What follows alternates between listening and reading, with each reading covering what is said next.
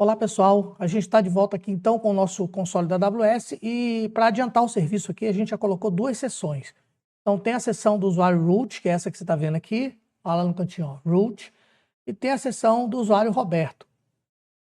O nosso objetivo aqui é mostrar para você como é que aplica uma boundary, uma permission boundary.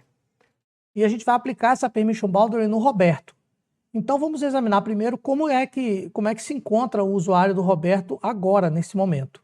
A gente vai aqui na seção do usuário root e vamos selecionar aqui o usuário Roberto. Que tipo de permissões o Roberto tem? Bom, o usuário Roberto, ele participa do grupo SuperAdmin e esse grupo SuperAdmin contém essas policies que estão aqui. Então, por causa da participação dele no grupo SuperAdmin, ele acabou herdando aqui Administrator Access e Administrator Access Amplify.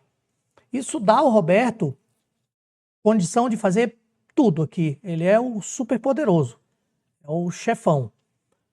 Mas será que se a gente colocar uma permission boundary aqui, a gente consegue limitar o poder do Roberto?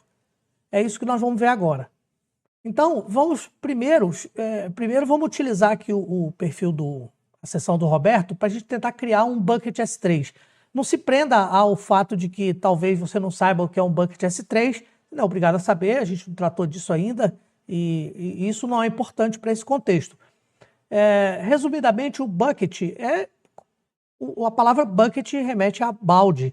Então, pela ideia que a palavra transmite, já dá para você imaginar que é um lugar para botar coisas dentro, para guardar coisas. E de fato é como se fosse um repositório de coisas. Você pode colocar arquivos dentro do bucket.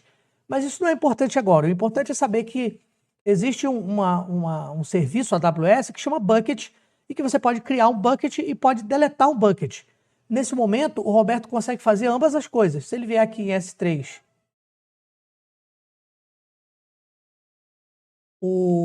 a telinha que ele vai receber aqui permite a ele, imediatamente, né, através de um atalho aqui, criar um bucket. Então vamos criar um bucket. A gente não tem nenhum, ou parece que não tem, né, que a gente não criou nada ainda até agora. E aí várias questões são feitas a você aqui na hora de criar o bucket. Na verdade, várias questões são feitas ao Roberto e essas questões não são relevantes para nós agora. Então, nós vamos simplesmente preencher o nome do bucket. Vamos botar aqui Roberto, teste, e vamos botar aqui SAA. Beleza. Conforme eu falei, essas questões não são relevantes para nós agora, nesse momento, porque a gente não está aprendendo a lidar com bucket. Nosso negócio é aprender a tratar com permission boundary. Então, vamos só testar se o Roberto realmente consegue criar um bucket. Create bucket. Nenhum erro, retornado. Uma mensagem de sucesso, inclusive, dizendo que ele criou o bucket direitinho. Bacana. Agora o Roberto cismou que ele precisa de um outro bucket. Então, vamos criar um novo bucket aqui. Create bucket. Um monte de questões de novo, que a gente não vai responder, não vai fazer escolhas aqui nesse momento. Do jeito que o bucket for criado para nós, tá bom. E nós vamos colocar aqui, Roberto, teste, SAA2. Só para a gente saber que tem dois buckets, né? E agora que a gente tem dois buckets, a gente pode muito bem querer remover um bucket desse aí. A gente quer deletar um bucket. E o Roberto, conforme você viu, ele é um cara super poderoso. Ele tem aqui umas policies que concedem a ele direito para fazer muita coisa, inclusive remover um bucket. A gente pode clicar aqui nesse bucket, Roberto Teste SAA, escolher a opção Delete e ele vai pedir a confirmação. Você tem que digitar o nome do bucket aqui para poder confirmar a remoção do bucket. A gente vai digitar aqui e Delete Bucket. O que você concluiu com esse exercício que nós fizemos? Que sim, as permissões que o Roberto detém no momento permitem a ele tanto criar um bucket quanto remover um bucket. Agora, a gente vai fazer o seguinte, a gente vai voltar aqui no perfil, na seção do usuário root, vamos escolher o usuário Roberto e vamos apesar do Roberto ter superpoderes aqui, a partir da inclusão dele no grupo SuperAdmin, vamos criar aqui uma permission boundary para o Roberto. Então, set permission boundary. E nessa permission boundary nós vamos dizer o seguinte, conforme a gente viu na aula anterior, que era baseada só em slides, a gente viu que a permission boundary ela não é concessiva, ela é limitadora. Então, se você tem uma permission boundary que é super limitadora, ela dá só um pouquinho de poder para o usuário, ele só vai usar aquele pouquinho de poder, não interessa quanto poder ele tem fora do boundary. O boundary é uma cerca, né? uma fence ali, uma fronteira. Se ele tem uma permission boundary, ele vai ter que se comportar de acordo com a permission boundary que ele tem. Então nós vamos fazer isso aí. Nós vamos escolher aqui o tipo de permissão que nós vamos, ao qual ele vai estar restrito. Olha aí, eu não usei a expressão, o tipo de permissão que nós vamos conceder, não foi isso.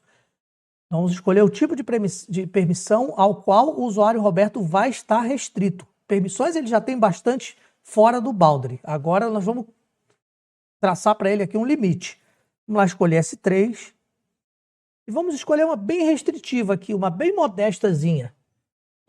Amazon S3 Read Only Access. Vamos escolher essa aqui.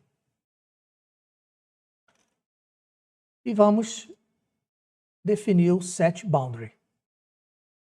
Agora, o perfil do Roberto, ele mudou drasticamente. Ele passou de super poderoso a alguém que só pode visualizar bucket. Com essa prerrogativa agora que nós vamos trabalhar. O Roberto, ele tem superpoderes, já vimos isso. Mas ele tem uma limitação nos superpoderes dele. Então, não adianta muita coisa ele ter superpoderes se ele tem uma permission boundary muito restritiva. A permission boundary dele diz o seguinte, olha, Roberto, você só pode visualizar bucket. Então, todas as outras coisas que, teoricamente, ele poderia fazer por causa das permissões que ele detém, ele vai ficar sem poder fazer. É isso que a gente espera que aconteça aqui. É assim que funcionam as permission boundaries, é isso que a gente quer confirmar agora. Se ele é super poderoso, então ele pode criar um bucket. Vamos entrar aqui na seção do Roberto e vamos criar um bucket. Ele vai fazer aqui uma série de perguntas. Vamos criar aqui SA3. E a gente já recebeu aqui uma negativa, olha. Falha ao criar o bucket. E aí vamos ver o que a API da AWS respondeu aqui. Ela respondeu assim, ó. Você não pode criar um bucket, né? Não foi possível porque nenhuma permission boundary autoriza a criação de um bucket. Então, você já viu que o problema encontrado aqui, a limitação encontrada aqui é exatamente a limitação imposta pela permission boundary. Bom, se ele não pode criar um bucket, o que dirá remover um bucket, né? Já que ele tem permissão só de visualização, a gente vai testar aqui, mas só por preciosismo mesmo, porque na verdade nem precisaria, né? Ele vai pedir para a gente digitar aqui o nome do bucket. Ele vai dar lá uma série de avisos dizendo que bucket deletado não podem ser recuperados e tal, aquela coisa toda. E a gente vai confirmar que queremos sim. O Roberto acha que ele ainda pode e ele quer deletar o bucket. E de novo a gente tem aqui uma mensagem dizendo que ele não pode deletar o bucket e uma resposta da API também dizendo que a limitação ela é imposta porque permission boundaries foram definidas para o usuário Roberto e nenhuma das permission boundaries autoriza o Roberto a remover bucket. Lembre-se que a permission boundary que a gente colocou para ele, a gente pode verificar isso aqui voltando no perfil, a gente pode entrar aqui no perfil do Roberto, verificar as permission boundaries, vamos ver que ela está setada, está dizendo aqui, ó, set, e a gente verifica que a única permission boundary que está definida para ele é exatamente Amazon S3 Read Only Access. Então, com isso, a gente acabou de mostrar para você que realmente a permission boundary ela é mandatária sobre as permissions normais e ela não é concessiva, ela é restritiva e a gente conseguiu provar isso aqui. Então, era isso para essa aula. Eu espero que você tenha entendido o espírito da coisa. E conforme a gente falou antes, na aula anterior, né, tem uma série de medidas que você pode tomar para que as permission boundaries sejam sempre aplicadas. Afinal de contas, isso aqui só precisa aplicar uma permission boundary se o administrador, a pessoa que estiver lidando com os usuários IAM, se ele quiser colocar a permission boundary. Você estando dentro de uma organization, ou você definindo políticas rígidas aí na sua empresa, pode ser que você pode encontrar uma forma aqui, não é o escopo do nosso estudo aqui no momento, mas existe uma forma de você sim definir que toda vez que um usuário for criado, uma permission boundary deverá ser definida para ele. É isso, valeu, até a próxima aula.